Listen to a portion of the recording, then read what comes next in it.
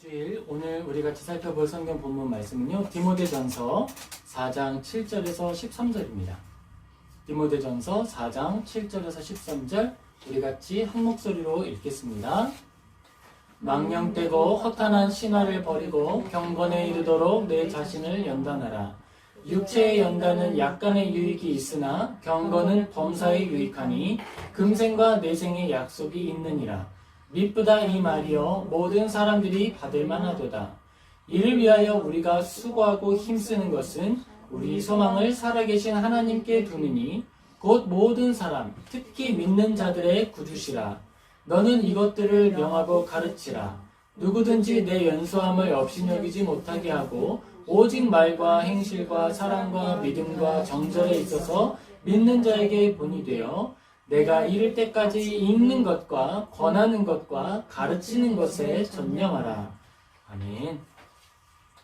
우리 마음과 뜻과 힘을 다하여 라는 제목으로 디모데전서 4장 7절에서 13절 같이 살펴보겠습니다. 우리는 지금 12월에 둘째 주를 맞이하고 있어요. 그렇죠? 12월이 벌써 둘째 주가 됐어요. 오늘은 어떤 날이에요? 여러분들에게. 우리 시아에게 오늘은 어떤 날이죠? 쉬는 날, 예배하는 날. 우리의 하루는 내가 어떻게 바라보느냐에 따라서 결정됩니다.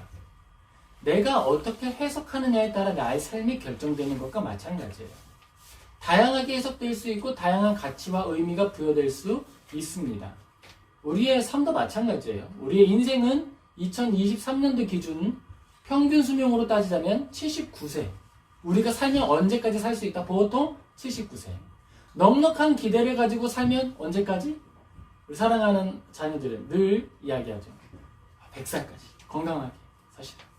그리고 보통은 제 주변에 있는 분들의 경험을 봤을 때는 90세를 전후해서 천국으로 나아가는 것이 보편적이에요. 사람의 삶도 이제 하루를 규정하는 이 일과 크게 다르지 않다라는 거예요. 크게 다르지 않다. 어제와 같은 오늘이 쌓여서 모인 90년을 만들어 갈 것이냐, 아니면 하루의 감사와 특별함을 모으고 쌓아서 90년이라고 하는 이야기를 들고 주님 앞에 찾아갈 것이냐, 이건 우리의 선택에 달린 문제이고 우리의 결정에 달린 문제라는 거죠. 우리의 관점이 중요하다라는 것입니다. 나의 오늘은 하나님의 뜻을 이루어드리기 위하여 장작과 도구가 되어 쌓여가고 있는 벽돌의 하루인가, 아니면 오늘은 그저 다른 의미 없는 어제와 같은 오늘의 반복이었는가. 디모데전서는 사도 바울이 그의 사랑하는 제자 디모데에게 편지를 쓰고 있는 거예요. 이 디모데는 바울에게 어떤 존재냐면 영적인 아들이죠. 바울은 결혼하지 않았어요. 그런데 영적으로 거두어들인 아들 디모데가 있었습니다. 디모데는 그 스승이고 또한 아버지가 되는 바울에게로부터 편지를 받고 있는 거예요. 내용은 무엇이냐면 권해주는 거예요. 아들아, 이런 일들은 피해라. 이런 일들은 해보아라. 그리고 이러한 문제들이 찾아올 때, 또 어려움이 찾아올 때 그것들을 이렇게 견뎌라. 권해주고 있는 거예요. 우리는 이 편지를 디모데의 마음으로 읽으면 좋을 것 같아요. 우리가 디모데는 아니지만, 그리고 나에게 준 편지가 바울이 나에게 쓴 건 아니라고 볼 수 있겠지만 아니라는 거죠. 왜죠? 이건 더 확대해서 보면 예수님께서 편지의 형식을 통해 성경의 모습으로 나에게 전달해 주시는 오늘의 편지라는 거예요. 오늘의 편지. 그리고 삶의 내용으로 봤을 때 우리의 오늘과 크게 다르지 않습니다. 내용이 있다면, 다른 점이 있다면 이런 거죠. 지금 우리들은 우리의 학력을 쌓고 어떤 졸업이라든지 인생의 다음 스텝이라고 하는 한 걸음 한 걸음을 준비하는 여정 속에서 막 긴장감도 느끼고 당황감도 느끼고 뭐 이런 씨름이라고 한다면, 지금 디모데라고 하는 사람이 감당하고 있는 문제는 교회가 세워지느냐, 그리고 수많은 박해로부터 어떻게 믿음을 지키고 나의 거룩함을 드러낼 것이냐, 이 문제에 이런 차이만 있다 하는 거예요. 근데 실상 바라보면 디모데가 겪었던 이 문제가 우리의 인생과 우리의 오늘과 다르지 않습니다. 왜죠? 내가 경험하고 있는 인생의 압박감, 인생의 파도, 다가오는 위기들, 여기로부터 우리는 뭘 지켜야 되는 거예요? 나의 경건한 삶과 거룩한 마음가짐을 지켜야 하는 거예요. 이게 믿음의 본질이고 삶의 연속입니다. 이 시간들을 쌓아서 90년을 만들면 그게 하나님께 드릴 아름다운 편지와 하나님께 올려드릴 삶의 제사가 되는 거예요. 우리는 디모데의 편지, 이 모습을 살펴보면서 우리의 영적인 근력이 성장하고 또 하나님을 향한 갈망과 소망이 풍성해지는 저 우리 모든 성도님 되시기를 예수님의 이름으로 축복합니다. 아멘. 저는 긴 글을 인용하는 걸 별로 좋아하지 않아요. 왜냐? 제가 설교하면서 긴 글 인용 잘 안 했죠. 성경을 인용했지만. 왜냐하면 이 논문을 쓸 때는 이 긴 글을 인용하는 게 할 수 있죠. 그리고 때때로 이 정확한 인용은 이 전체적인 글의 어떤 확신과 이게 믿을만한 글이구나 라고 하는 주장의 근거들을 확인할 수 있게 되는 도구가 됩니다. 그래서 설교는 좀 달라서 인용하지 않았는데 오늘은 신앙의 좋은 표본이고 또 우리가 달려갈 좋은 방향을 제시하기 때문에 분명한 한 표대를 세우기 위해서 인용을 좀 하겠습니다. 조엘 비키라고 하는 신학자와 마크 존스 교수님이 출판한 한국말로 청교도 신학 삶을 위한 교리라는 책이 있어요. 거기에 있는 내용을 이제 제가 인용할 거예요. 이제 인용하겠습니다.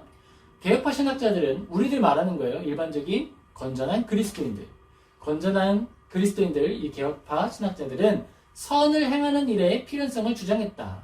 믿음은 은혜 언약의 유일한 선의의 조건이다. 중요한 문장의 내용은 뭐냐면 선을 행하는 일은 무엇이다? 필연적이다. 이 말은요, 나의 상황을 초월해서 필연적이다라는 거예요. 이거 기억하셔야 됩니다. 필연적이다. 그리고 또 계속 읽겠습니다. 그럼에도 불구하고 죄를 죽이는 것은 또한 은혜 언약의 결과적인 조건이다. 우리는 믿음을 통해서 은혜 언약의 수혜자가 되었어요. 은혜 언약, 그 약속을 받는 사람이 됐다는 거예요. 하나님께로부터 오는 약속이 있습니다. 자, 우리가 계약이라는 걸 해요. 계약을 하는 이유는 뭐죠? 이 계약에 따라서 우리는 약속된 보상을 받기도 하고 징벌적인 손해를 입기도 합니다. 그것이 바로 계약이죠. 하나님께서 우리에게 주신 성경의 약속, 새로운 약속, 옛날 약속과 새로운 약속, 신약과 구약이죠. 이 약속들이 바로 이 언약을 말하는 거예요. 언약. 하나님이 약속하신 것이다. 그러면 우리들이 복을 기대하거나 또 하나님을 두려워하거나 할 때에 무엇을 근거로 생각할 것인가? 약속이라는 거예요. 약속. 이 약속이다. 그러면 우리에게 복을 기대하게 하고 우리에게 소망을 가지게 하고 환난 중에도 어려움을 이기게 하는 그 계약 조건은 무엇이냐? 그걸 확인하라 이거예요. 그러니까 우리는 믿음을 가지고 살아가는데 닥치는 대로 믿는 것이 아니고요. 내가 믿고 싶은 대로 믿는 게 아니고 이 계약서를 딱 손에 쥐고 있는 거예요. 하나님이 보증하신 것. 그렇기 때문에 힘든 일이 찾아오고 억울한 일이 찾아오고 나에게 당황스러운 현실이 찾아오더라도 담대할 수 있는 거예요. 우리는 어른이 되고 성숙하면서 이 계약의 이 보증감, 이 만족감을 점점 알게 됩니다. 어렸을 때에는 부모님이면 최고죠. 엄마, 아빠 손잡고 있으면 최고죠. 그런데 나이가 들면 종이 한 장, 이게 뭐라고? 이거 있으면 막 든든하고 그런 거예요. 그런데 우리가 가지고 있는 더 고차원적인 확신은 믿음입니다. 믿음이에요. 이 믿음이 나를 모든 환난에서 이기게 하고 나에게 주어진 모든 어려움으로부터 나를 극복하게 만들어 주는 거예요. 힘의 통로가 되는 겁니다. 이 언약이라고 하는 것은 실제로 존재하는 것이고 아주 분명한 효력을 가지고 있다라고 이야기하는 거예요. 그걸 믿기에 우리는 그리스도인이라 불리는 겁니다. 그리고 그 분명한 특징, 그 중에 하나는 죄를 죽이는 일이다라는 거예요. 앞과 뒤의 순서가 중요합니다. 구원을 얻거나 은혜 언약에 포함되기 위해서 죄를 죽이고 선을 행하는 것이 아니고 우리가 은혜 언약 속에 포함되었다는 사실로부터 나타난 증거, 효력. 아, 내가 이 증거를 가지고 있으니까 계약의 효력이 있구나, 유효하구나 라고 확인할 수 있는 게 죄를 죽이고 싶은 욕구를 느끼는 것이고 선을 행하지 못해서 아쉬워하는 마음이 피어나는 거예요. 그게 있으면 나는 확신 가져도 돼요. 내 뒤에 누가 있다? 하나님 계신다. 우리는 종이 같은 사람들이에요. 자꾸 찢으면 찢어집니다. 그리고 못이 뚫으려고 치면 뚫어져요. 세상의 환난과 사람들의 쏘는 말들이 막 우리들을 공격하면 흔적도 남지 않고 다 찢어지게 돼요. 그런데 여러분, 마음속에 감각을 가지고 있잖아요. 이 말씀드렸던 약속의 증거들이 내 안에 나타나고 있잖아요. 그럼 믿으시면 돼요. 못이 날라올 때 우리는 어떻게 하면 됩니까? 내 뒤에 계신 하나님께 딱 붙으면 되는 거예요. 종이가 못을 이겨낼 수 있는 방법이 있어요. 돌에 딱 붙어 있으면 되는 거예요. 그러면 종이에 흠집은 날지언정 결코 뚫리지 않고 그 종이가 뚫렸을지언정 그 다음으로 훼손되지 않는 거예요. 우리가 가진 믿음은 그런 겁니다.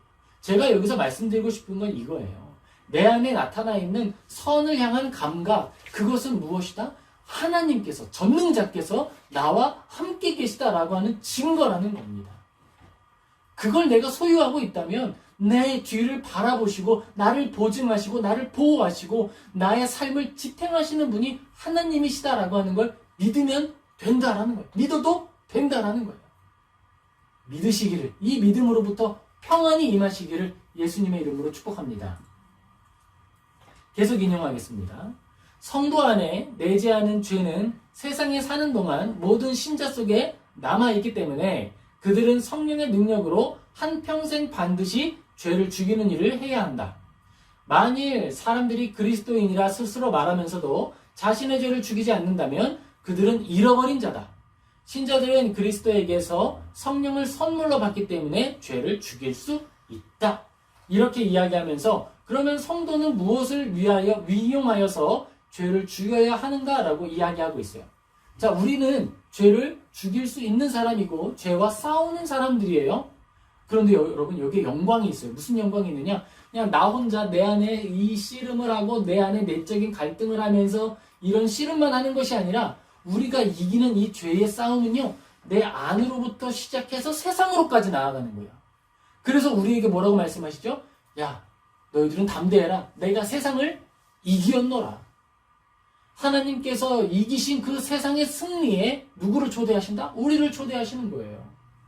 죽음아, 너의 쏘는 것이 어디 있느냐? 우리는 죽음조차 두려워하지 않는다는 것입니다. 그게 우리의 현재 상태예요. 현재 상태.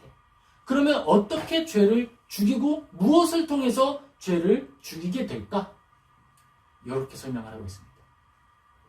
성령은 우리의 이성, 의지, 양심, 감정에 역사하시는데 이 요소들이 가지고 있는 고유의 성격을 통해서 역사하신다. 자, 우리가 죄를 이기고 내 안에 있는 죄를 이기고 세상에 있는 죄를 이기는 방법, 그 도구가 여기 있다는 거예요. 무엇으로 우리가 세상을 이기고 무엇으로 우리가 내 안의 죄를 이기느냐? 이성으로 이긴다. 하나님을 믿는 이성, 성경을 읽고 이 성경을 확실하게 믿으며 성경에 따라 나타난 계약사항이 있잖아요. 이 계약서상에 나타나 있는 이야기를 분명히 믿음을 통해서 우리는 이 땅 가운데 있는 어려움을 이겨나간다는 거예요. 내 안에 있는 죄를 이길 수 있다라는 것입니다. 또 무엇이냐? 의지다. 나의 의지. 이 의지는요, 때때로 이기고 때때로 실패하죠. 죄와 싸우기로 다짐하는 의지, 그리고 또 어떤 의지들이 있을까요? 세상의 악한 의지들이 굴복하지 않기로 다짐하는 나의 의지. 우리가 힘이 있고 나의 이성이 똑똑하고 탁월해서 죄를 이기는 것이 아니라 누가 돕기 때문이다? 성령님께서 우리 안에 있는 이 네 가지 요소에 함께 하시기 때문에 이길 수 있고 사용할 수 있다. 또 무엇이냐? 양심이다. 양심이다. 그리고 감정이다. 성령님께서 이 네 가지 요소에 우리 안에 역사하심을 통해서 우리의 죄를 이기게 하시고 이 세상을 이기게 하신다라는 거예요. 성령님께서 어떻게 이성을 사용하시고 또 이성을 성령님이 사용하신다라고 하는 건 어떻게 알 수 있을까요? 성경을 통해 알죠. 성경을. 성경 누가 기록하여 주셨어요? 성령 하나님께서 기록하셨잖아요. 그리고 이걸 읽을 때 누가 도와주셔야지 이해할 수 있어요? 성령님이 도와주셔야 이해할 수 있어요. 그러니까 성령님이 역사하시는 요소는 어디다? 이성이다라고 분명히 말할 수 있는 거예요. 그러면 여러분 중요한 계약서 하나 얻었잖아요. 그렇죠? 성령님이 어디에 주관하신다? 이성에 주관하신다. 그러면 지혜가 부족하면 누구에게 구하면 되는 거예요? 성령님께 구하면 되는 거예요. 왜죠? 이성을 주장하시니까. 지혜가 없는 자 구하여라. 그러면 어떻게 하겠다? 후히 주겠다. 후히 주겠다. 그걸로 꾸짖지 않으시고 너에게 후히 주시는 분께 구하여라. 그래서 구하는 거예요. 우리는 약속을 따라 구하는 사람들이고 믿음을 따라 사는 사람들이에요. 계약서를 읽어보면 내가 할 수 있는 말과 해야 할 것들을 분명히 이해할 수 있는 것입니다. 계속 읽겠습니다. 성령은 우리 안에서 우리와 함께 일하는 분이시다. 우리의 의지에 반해서 또는 우리의 의지와 상관없이 일하시는 분이 아니다라는 거예요. 우리는 이 말씀을 듣고 이 이야기를 듣고 생각을 해야 돼요. 생각을. 그렇다면 내가 해야 할 게 무엇일까? 내가 해야 할 건요. 기도예요. 기도. 도와주십시오. 지혜가 부족합니다. 능력이 부족합니다. 의지가 부족합니다.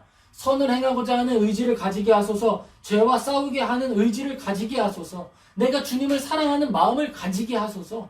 구해야 하는 거예요. 내가 이것으로 하나님께 구할 때 나의 동의가, 나의 마음이 하나님께 도움을 구할 때 성령님이 이 의지를 강하게 하시고 그 기도의 말씀 가운데 응답하여 주시는 거예요. 내가 원하지도 않는데 성령님께서 나를 무작위로 막 잡고 옷을 잡고 옷깃을 잡고 잡아 끌어서 억지로 죽음의 자리로 막 그런 자리로 이끌어가는 분이 아니다라는 거예요. 오히려 하나님은 겸손하시고 성령님은 인자하셔서 그의 말씀으로 이야기하지 않으시고 가만히 우리 곁에서 기다리시는 거예요. 언제 나를 부를까? 너의 뒤에 나 항상 서 있었어.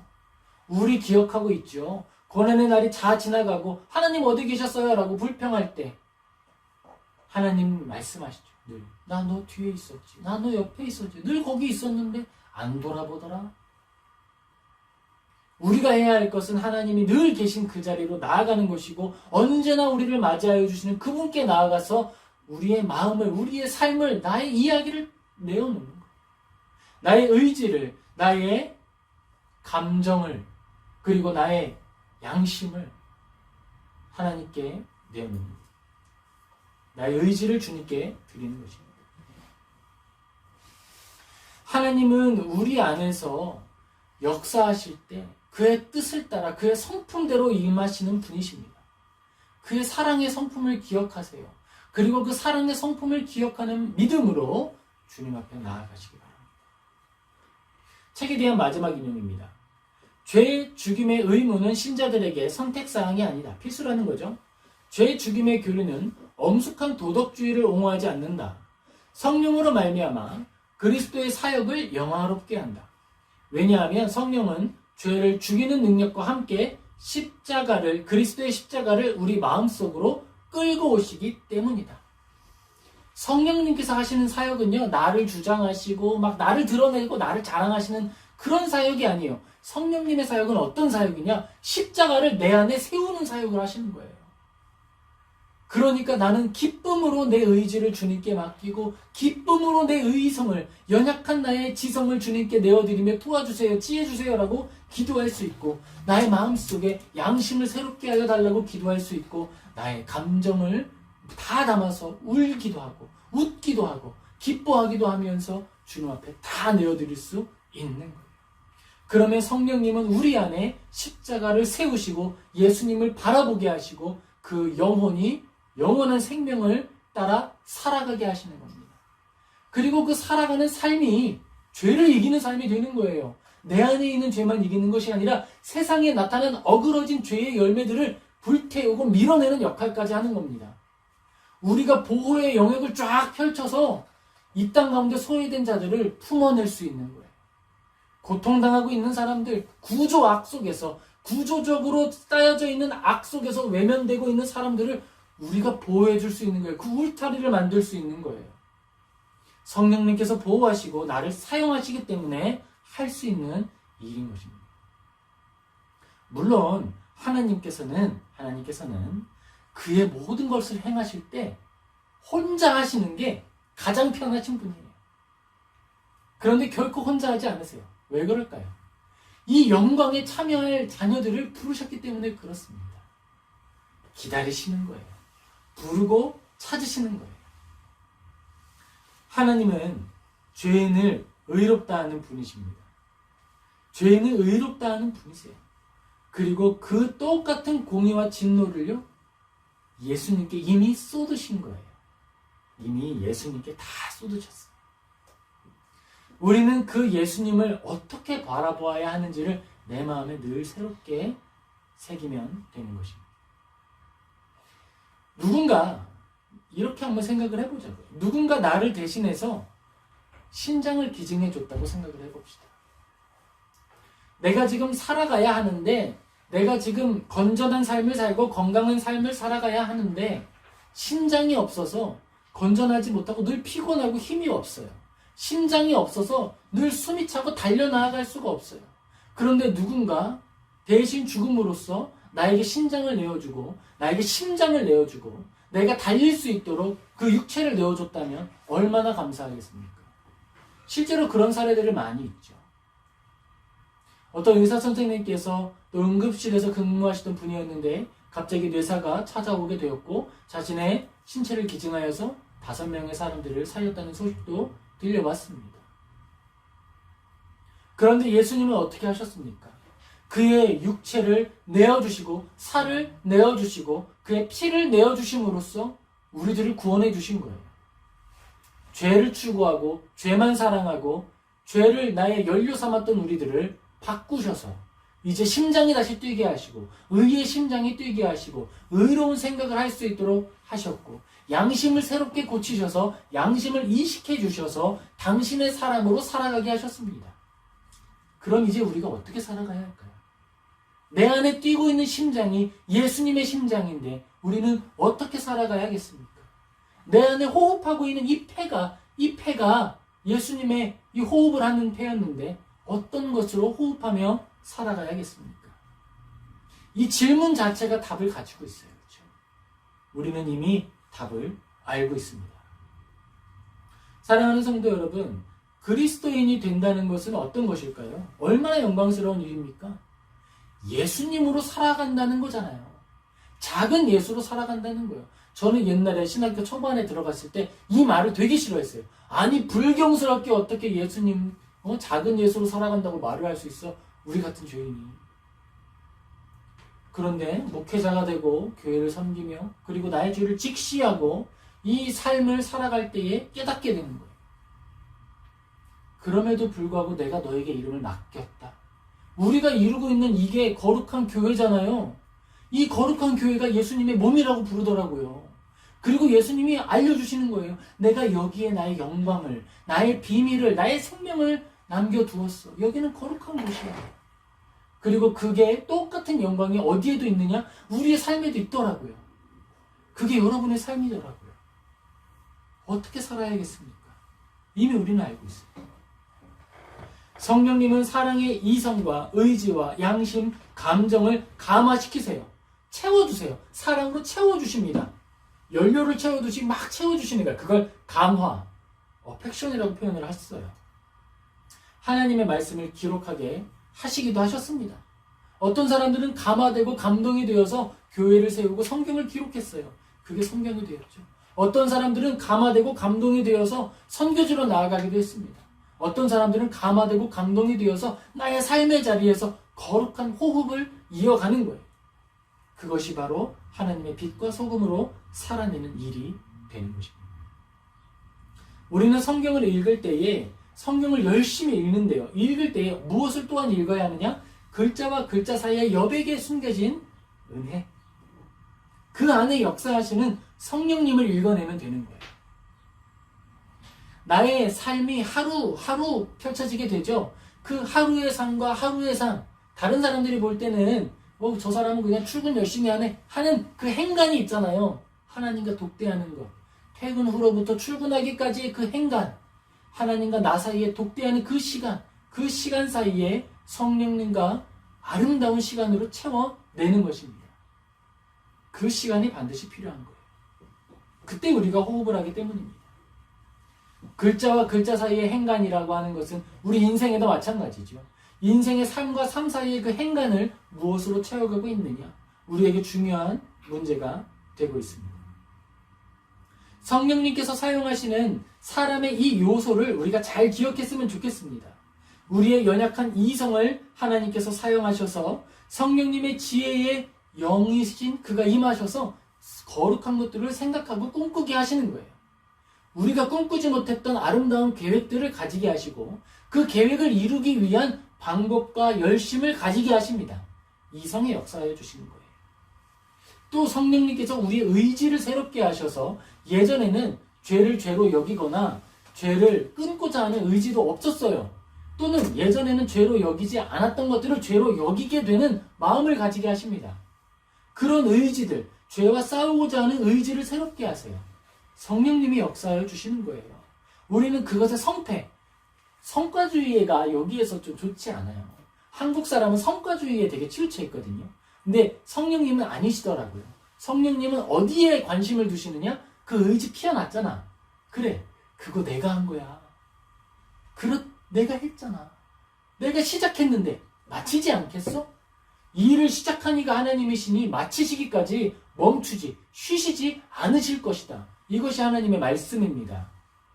하나님의 말씀을 믿어야 되는 거예요. 이 일을 시작하셨다라고 하면 무슨 뜻이다? 이루실 것이다 라고 하는 증거가 되는 거예요.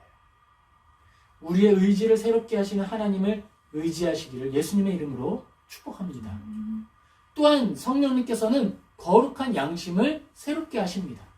이 거룩한 양심을 위해서도 우리는 늘 기도해야 돼요. 그리고 즐거워해야 됩니다. 내 안에 새로운 마음이 피어났다? 나 친구가 좀 나 못되게 했는데 나도 막 이렇게 좀 이런 말 해줄 걸. 근데 못해서 화가 나. 다음에 꼭 할 거야. 막 이렇게 막 칼을 갈고 그런 것보다 뭐 하는 게 좋다? 말을 할 수 있었지만 하지 않아서 좋았다. 또는 내가 이런 말을 했는데 그의 양심이 찔렸을까? 그의 속이 많이 상했을까봐 미안하더라. 이게 우리에게는 성령님의 증거가 되는 거예요.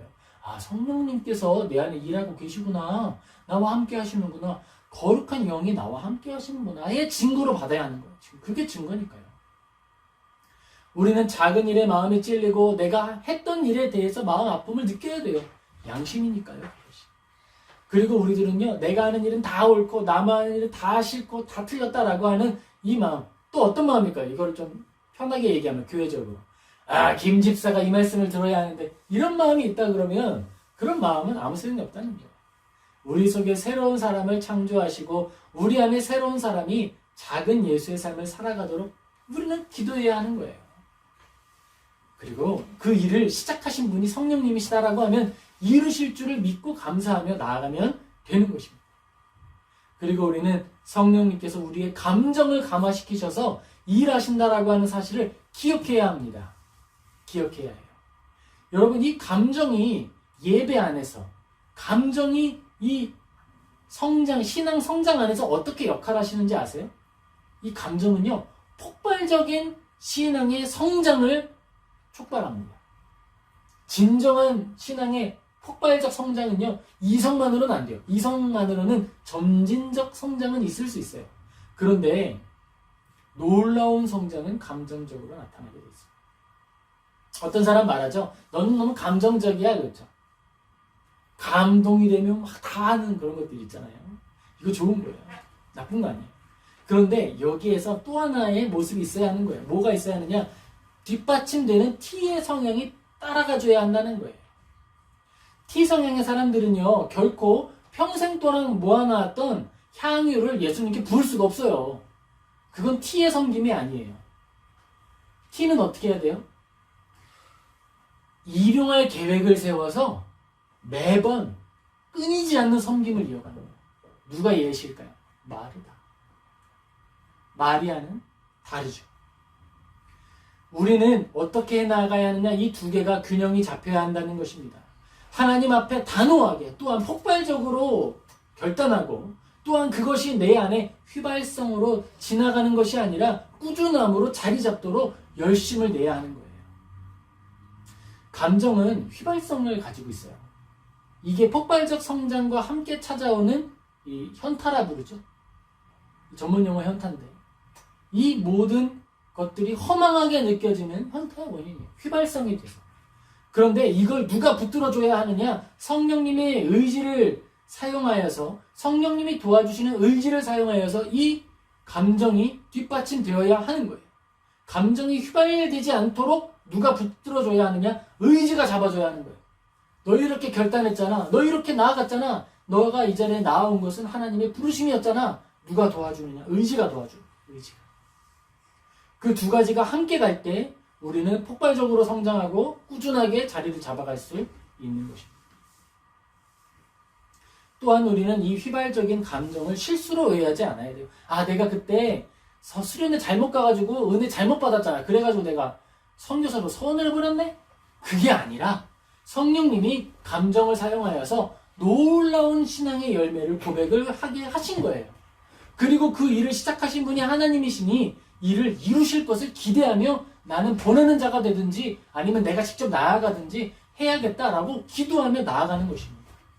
바로 그거예요. 사랑하는 성도 여러분, 하나님께서 여러분을 진짜 많이 사랑하십니다. 만나기를 원하세요. 만나기를. 그리고 이미 만나고 있는데 우리가 모를 때가 있어요.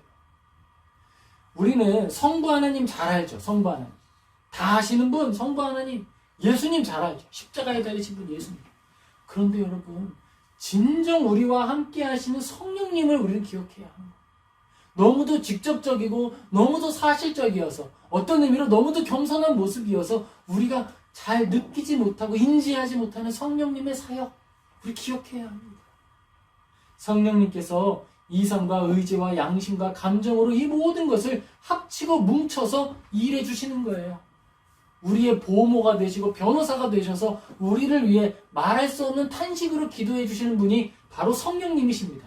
보혜사시잖아요. 그리고 불어로는 그 성령님을 아보게라고 부른단 말이에요. 변호사. 우리는 성령을 힘입어서 거듭난 사람들입니다. 거듭난 사람들이 아니면 어떻게 하나님을 예배하려는 의지를 가지겠어요? 여러분, 우리는 이 자리에 나와왔고 내 안에 하나님 사랑하는 마음이 있고 예배에 대한 열정이 있다는 사실로부터 성령님의 붙들림을 이해할 수 있는 거예요. 그럼 이제 우리는 하나님께 기도하면 되는 것이죠. 신명기 6장 5절에서 7절에는 우리 바울과 똑같은 이야기를 하고 있는 모세가 등장합니다. 같이 읽겠습니다. 너는 마음을 다하고 뜻을 다하고 힘을 다하여 내 하나님 여호와를 사랑하라. 오늘 내가 내게 명하는 이 말씀을 너는 마음에 새기고 내 자녀에게 부르짖으니 가르치며 집에 앉았을 때에든지 길을 갈 때에든지 누워있을 때에든지 일어날 때에든지 이 말씀을 강론할 것이며. 네. 성령님이 어디에 역사하신다고 제가 말씀드렸습니까? 이성, 의지, 양심, 감정이라 그랬어요. 이걸 성경적인 용어, 전문 용어로 말하자면 여기에 담겨있는 거예요. 마음을 다하고 뜻을 다하고 힘을 다하여 여호와 너의 하나님을 사랑하라. 우리가 가지고 있는 이 마음과 뜻과 힘에 성령님이 일을 하신다는 것입니다. 우리가 하나님을 진실로 사랑할 수 있도록 역사하여 주신다는 거예요.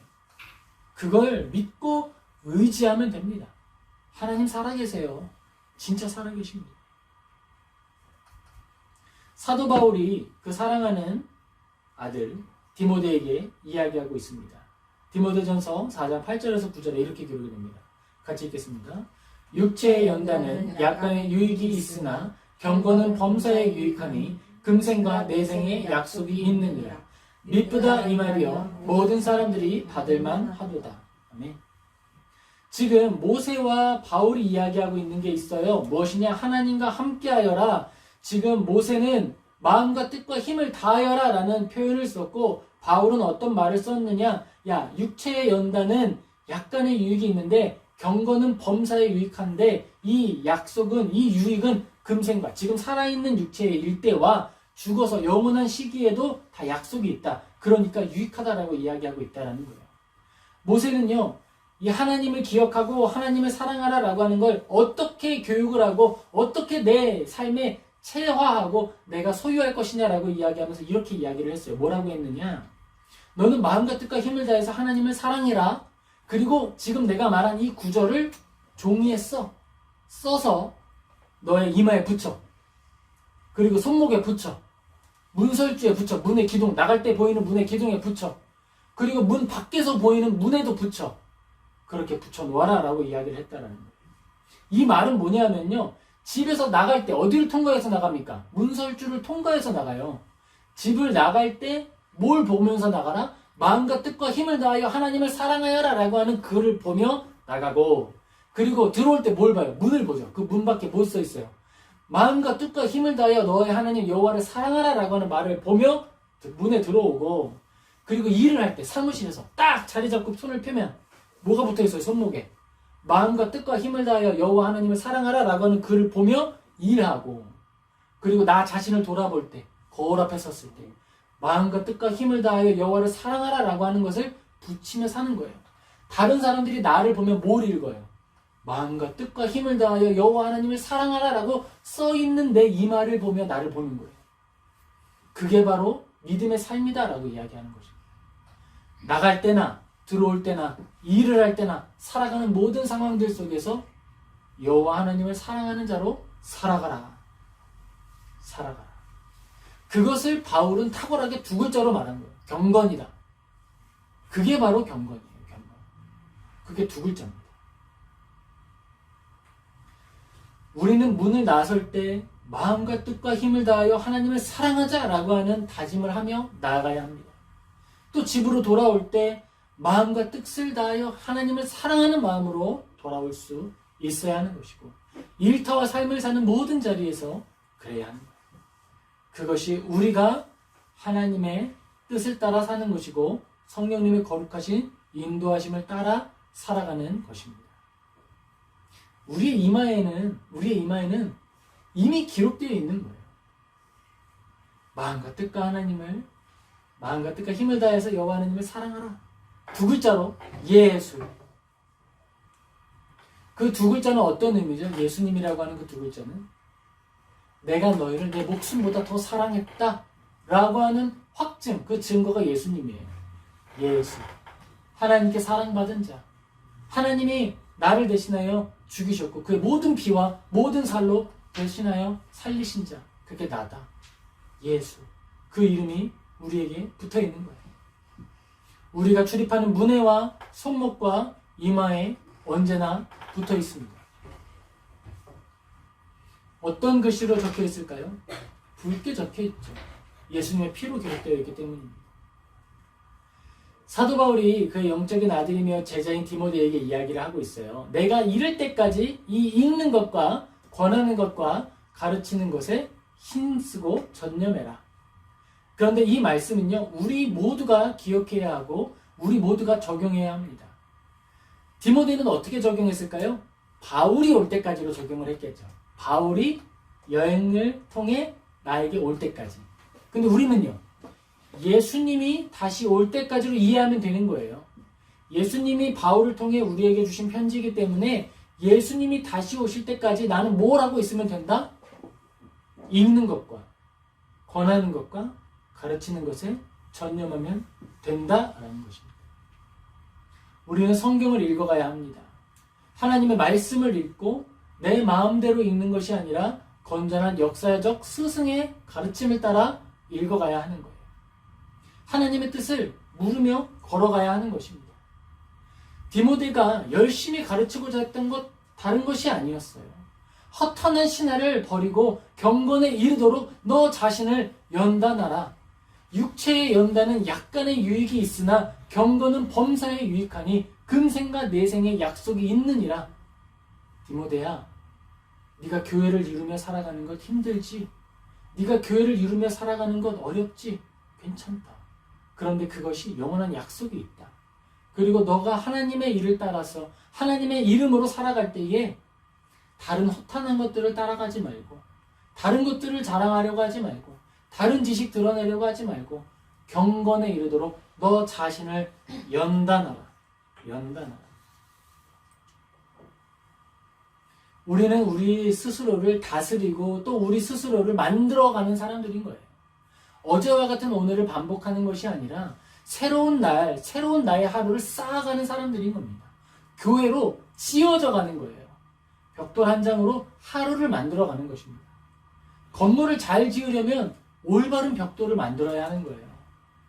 기분에 따라 내 어떤 상황에 따라 벽돌 사이즈도 다르고 벽돌의 모양이나 견고함이 다르다 그러면 어떤 집도 지을 수가 없습니다. 상황에, 날씨에, 환경에, 계절에 상관없는 온전한 하루를 만들어 가야 하고 온전한 벽돌을 만들어낼 수 있어야 하는 거예요. 그것이 우리가 교회를 만들어가는 기초가 되는 것이고 경건의 시작이 되는 것이고 하나님을 기쁘시게 하는 믿음의 시작이 되는 것입니다. 사랑하는 성도 여러분, 우리가 하나님의 말씀을 읽으며 기억해야겠습니다. 성령님이 우리와 함께 하신다는 것과 성령님이 나를 통해 당신의 뜻을 이루신다는 것입니다. 먼저 우리는요, 내 안에 있는 죄악된 거짓과 그리고 그 죄와 담대히 싸우기로 결정하고 또한 기도해야 할 것입니다. 이 결정으로 우리는 넘어질 수 있고 시험이 올 수도 있겠죠. 하지만 우리의 의지와 이 모든 일을 시작하시는 분, 이루실 분 누구시다? 성령님이시다 라고 하는 걸 믿음으로써 기도해야 하겠습니다. 둘째로 우리가 기억해야 할 것은요, 이 모든 상황 속에서 마음과 뜻과 힘을 다하여 하나님을 사랑해야 한다는 것입니다. 우리가 만들어내야 할 하루의 벽돌이 있다면, 내가 쌓아야 할 나의 교회, 이 교회를 이룰 벽돌의 그 내용은 무엇입니까? 마음과 뜻과 힘을 다하여 하나님을 사랑한다라고 하는 그 벽돌인 거예요. 그 벽돌이 만들어질 때에 우리는 교회를 지을 수 있는 거예요. 그리고 나의 성전이 하나님 앞에 온전히 만들어지게 될 것입니다. 마지막으로 우리는 하나님의 말씀을 사랑해야 합니다. 우리가 벽돌을 만들고 건축물을 지을 때 설계도면을 어디서부터 받아올까요? 그 설계도면이 적혀있는 곳이 바로 성경이에요. 우리가 곧 한 해를 마무리하게 됩니다. 이제 한 3주 남았어요. 우리 한 해 읽을 성경이 그리 두껍지 않다는 거예요. 얼마나 좋습니까? 남은 날 성경을 읽읍시다. 성경 읽은 힘이 없다면 기도하며 도움을 구하는 거죠. 내가 지금 성경을 읽지 않는 것은 도약하기 위한 힘을 모으는 것이다. 인정할 수 있어요. 괜찮아요. 힘을 모아서 성경을 읽을 힘을 위해서 기도하자고요. 그 의지 달라고 기도하자고요. 성령님의 도움으로 기도하고 말씀 읽고 다시 한번 경건한 한 해를 만들어가게 해달라고 기도하는 저와 우리 모든 성도님 되시기를 예수님의 이름으로 축복합니다. 아멘. 기도하겠습니다.